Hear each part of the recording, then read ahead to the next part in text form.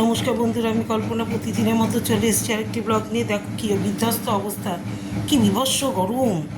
বারবার একটু একটু করে বৃষ্টি হচ্ছে আর গরম বেড়ে যাচ্ছে।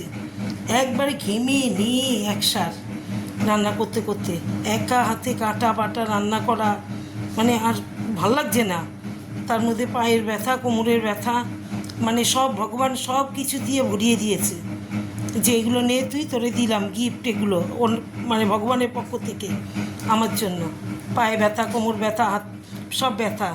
দেখো আমি কি রান্না করি। হ্যাঁ, এখানে করেছি এই যে গরম গরম সাদা ভাত, এই দেখো।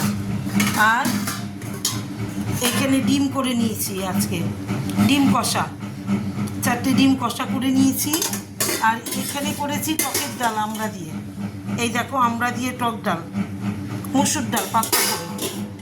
আর এখানে করে নিয়েছি চিংড়ি মাছ, আলু পটল দিয়ে পেঁয়াজ রসুন দিয়ে, এই দেখো চিংড়ি মাছ। আর এখানে লেবু কেটে নিয়েছি।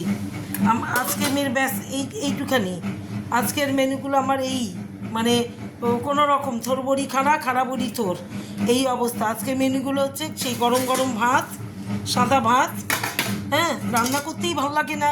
এই দেখো ডিম কষা, এখানে হচ্ছে টক ডাল আমড়া দিয়ে, আর এখানে হচ্ছে আলু পটলের, মানে কষা আলু পটল ডালনা যেটা বলা হয়, আলু পটল চিংড়ি দিয়ে, চিংড়ি মাছ দিয়ে আলু পটলের ইসে পেঁয়াজ রসুন দিয়ে রসা, ব্যাস। আর এখানে লেবু কেটে নিয়েছি।